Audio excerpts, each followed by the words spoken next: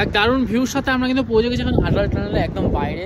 দারুণ ওয়েদার, মানে খুবই ঠান্ডা। বরফ দেখলে তোমরা বুঝতে পারছো এত বরফ রয়েছে না, এত বরফে তো ঠান্ডা হবেই। সত্যি অসাধারণ ঠান্ডা লাগছে, সেই জন্য টুপি না পরে কিন্তু টেকা যাচ্ছে না, টুপি হেলমেট না পরে। আর আটাল টানেল যে এত বড়, আমি তো যা ভাবতেই পারিনি। এটা আটাল টানেল এত লম্বা, প্রায় 10 থেকে 12 কিলোমিটার লম্বা তো হবেই। আর এত সুন্দর ভিউ আটাল টানেল বাইরে এসে, যেটা মানালি মল রোড থেকে আমরা দেখতে পাচ্ছিলাম যে পাহাড়গুলো, সেই পাহাড়গুলোর মধ্যে কিন্তু এখন পৌঁছে গেছি আমরা। এত সুন্দর। আর এদিকে রয়েছে কিন্তু লে লাদাখ রয়েছে, উদয়পুর রয়েছে, কেলং রয়েছে, দারচা রয়েছে, সব এইদিকে রয়েছে। আর আমরা কিন্তু ওই সাইডে একটু যাবো, রোতাংয়ের দিকে যাবো। একটু রোতাংয়ের দিকে গিয়ে দেখবো যদি একটু বরফ টরফ দেখা যায়, তারপর আবার ব্যাক করে যাবো, কারণ কি আর বেশি দূর গিয়ে লাভ নেই। ওইদিকে গেলে জীবন শেষ হয়ে যেতে পারে। সত্যি জীবনে প্রথমবার এখানে আসলাম। মানালিতে তো বহুবার এসেছি, কিন্তু আটাল টানেল পার করে এই এত সুন্দর জায়গায় এই প্রথমবার। এদিক দিয়ে সোজা গেলে কিন্তু লে লাদাখ যাওয়া যায়, মানে শিশু হয়ে যাওয়া যায়। এই সাইডটা রয়েছে, লেফট সাইডে রয়েছে কিন্তু রোতাং পাস যাওয়া যায়। আর এখানে কতটা বরফ কিন্তু এসে পড়েছে, ঝর্ণা জলটা পুরো জমে গেছে। আর উপরে দেখো কত বড় আর মেঘ রয়েছে, দারুণ লাগছে, দারুণ। ওই পাহাড়ি এতটাই ঠান্ডা, এতটাই ঠান্ডা, আমার চুলের অবস্থা খারাপ হয়েছে ঠান্ডার মধ্যে। কিন্তু অসাধারণ ভিউ, অসাধারণ ভিউ, পেছনে সামনে দারুণ ভিউ, অসাধারণ লাগছে। চশমাটা মানালি মল রোড থেকে কিনেছিলাম, একদম 200 টাকার মতো সস্তার মধ্যে পেয়ে গেছিলাম। বলো কেমন লাগছে চশমাটা? সেই কম দামি চশমা। দারুণ ভিউ, দারুণ, দারুণ লাগছে।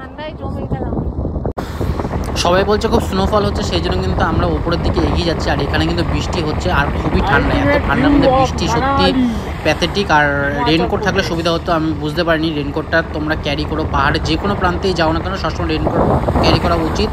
কারণ কি পাহাড়ের কখন কীরকম ওয়েদার হয়ে যায় বলা যায় না। পাহাড়ে হঠাৎ বৃষ্টি, হঠাৎ রোদ, এরকমই হয়। সকালবেলা গেলে একটু মানে সুবিধা হয়, কিন্তু এখন হয়ে গেছে কিন্তু দুপুরে 1-1:30 বাজতে চলেছে। আমরা এখন একটু খাওয়া দাওয়া করবো সামনে গিয়ে দাঁড়িয়ে। আর এত সুন্দর ভিউ, এত উঁচু উঁচু পাহাড়, আর এত গ্রিনারি রয়েছে।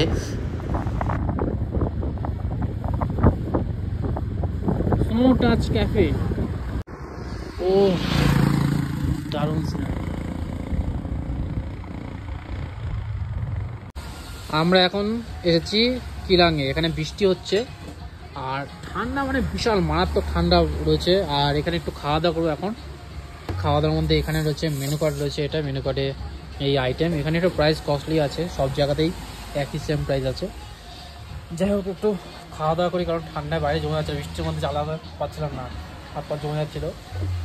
আর এখান থেকে আবার ব্যাক করব, কারণ গাড়িতে তেল কম দেখাচ্ছে, বুঝতে পারছি না গাড়ির কোনো ফল্ট রয়েছে নাকি অন্য কিছু।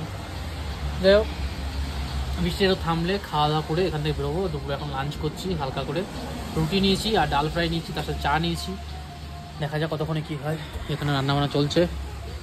এই চলেছে এখন ডাল ফ্রাই, 4টে রুটি নিয়েছি, 4টে রুটি নিয়েছি, এই নিয়েছি ডাল ফ্রাই, এই হচ্ছে রুটি। শিশু সাইড